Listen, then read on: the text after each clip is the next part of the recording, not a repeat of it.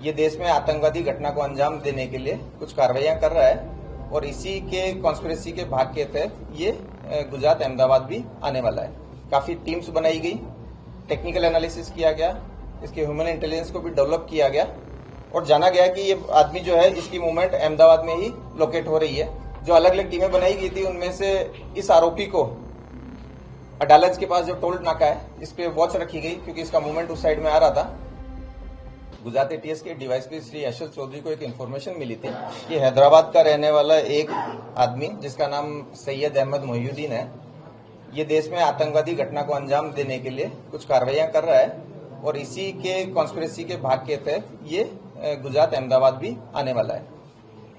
इस इन्फॉर्मेशन को सीनियर अधिकारियों के साथ शेयर किया गया, काफी टीम्स बनाई गई, टेक्निकल एनालिसिस किया गया, इसके ह्यूमन इंटेलिजेंस को भी डेवलप किया गया और जाना गया कि ये आदमी जो है इसकी मूवमेंट अहमदाबाद में ही लोकेट हो रही है। जो अलग अलग टीमें बनाई गई थी उनमें से इस आरोपी को अडालज के पास जो टोल नाका है इस पे वॉच रखी गई क्योंकि इसका मूवमेंट उस साइड में आ रहा था।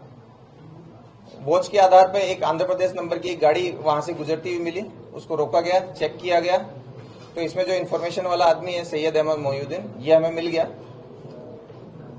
इसको चेक किया गया, सरकारी विटनेसेस के सामने इसकी सर्च की गई तो इसके पास में एक बैग मिला जिसके अंदर एक बॉक्स में अच्छे से रैप किए हुए एक डब्बे के अंदर 3 वेपन मिल गए। ये 2 ग्लॉक थी, साथ में एक बेरेटा पिस्टल है और साथ में 30 राउंड है। इसके साथ साथ एक प्लास्टिक के डब्बे के अंदर लगभग 4 किलो कैस्टर ऑयल भी मिला। इस सैयद अहमद मोहिउद्दीन को एटीएस ऑफिस ला करके डिटेल्ड इंट्रोगेशन किया गया। इसके फोन में भी बहुत सारी चीजें मिली गई, इसके बारे में पूछा गया, इसके इतिहास को जाना गया। तो जो डिटेल्स मिली वो ऐसी थी कि सैयद जो है वो बेसिकली लगभग 35-36 साल की उम्र का एक व्यक्ति है जिसने चाइना से एमबीबीएस किया है। ये काफी पढ़ा लिखा है, काफी रेडिकल मेंटेलिटी है इसकी। ये भारत में मोटे प्रमाण में मतलब बड़ी लोगों को नुकसान पहुंचा पाए इस तरह की आतंकवादी घटना को अंजाम देना चाहता था। इसके लिए बहुत सारे फॉरेनर्स के कांटेक्ट में था। अभी जिस व्यक्ति के साथ इसका सबसे ज्यादा लाइव कम्युनिकेशन था वो एक अब्बू खदीजा नाम से एक टेलीग्राम आईडी थी जिसके साथ एक कांटेक्ट में था, जिसे अपना आमिर मानता था। अब्बू खदीजा जो है वो आईएसकेपी का हो सकता है, ऐसा इसका मानना है। इन्होंने मिलकर के जो राइजिन एक बहुत ही पोटेंट पॉइजन है उसको बनाने की प्रोसेस इसने स्टार्ट की थी। उसके लिए इसने रिक्वायर्ड कैस्टर सीड्स, एसीटोन्स, क्रशर्स वगैरह वगैरह जो इसको चाहिए वो इसने प्रोक्योर किए थे और वो केमिकल प्रोसेस भी चालू कर दी थी। इस पर्टिकुलर विजिट में इसको ये वेपन की डिलीवरी होनी थी।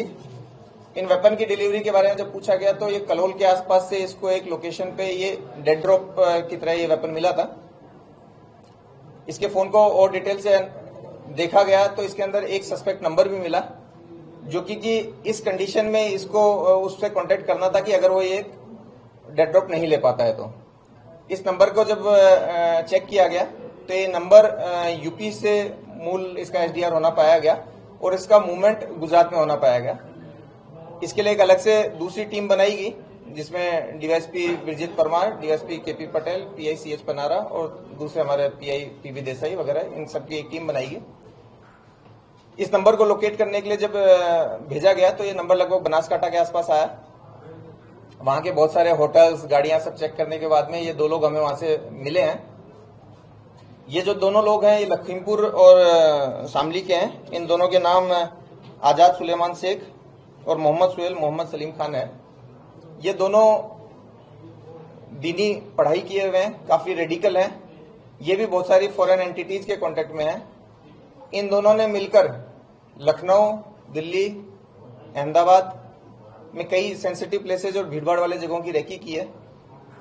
साथ ही इन लोगों का जो मूवमेंट है वो कश्मीर में भी दिखाया है इन टेक्निकली। इन लोगों ने ये जो डिलीवरी है, जो वेपन्स की डिलीवरी है, वो हनुमानगढ़ राजस्थान जो कि एक भारत पाकिस्तान बॉर्डर का जिला है, वहां से ये डिलीवरी ली है और डिलीवरी लेकर के ये कलोल में इस डिलीवरी को ड्रॉप करके इन्होंने अपना जो उस जगह के जो फोटो, वीडियो और लोकेशंस है वो अपने फॉरेनर हैंडलर को भेजे थे, जिसके आधार पे सैयद ने इसकी आगे डिलीवरी ली थी। इस तरीके से गुजरात एटीएस की कंप्लीट जो टीम है उसने टेक्निकल एनालिसिस और ह्यूमन इंट के आधार पे एक अच्छा मॉड्यूल पकड़ा है जिसमें 3 जो मुख्य आरोपी हैं उनको अभी तक हम पकड़ लिए हैं। आगे इन्होंने जो डिलीवरी ली उसका सोर्स, ये जो पॉइजन बना रहा है उसका यूज, ये जो फंडिंग कलेक्ट कर रहा है उसके बारे में वो डिटेल इंट्रोगेशन के बाद में हम आपको बता पाएंगे। ये जो 3 लोग हैं इनमें से पहले आरोपी को हमने अरेस्ट करके इसका रिमांड लिया है, उसका हमें 17/11 तक उसका रिमांड मिला है। दोनों दूसरे अक्यूज को भी अरेस्ट कर लिया गया है और उनको आज हम कोर्ट के सामने प्रोड्यूस करेंगे।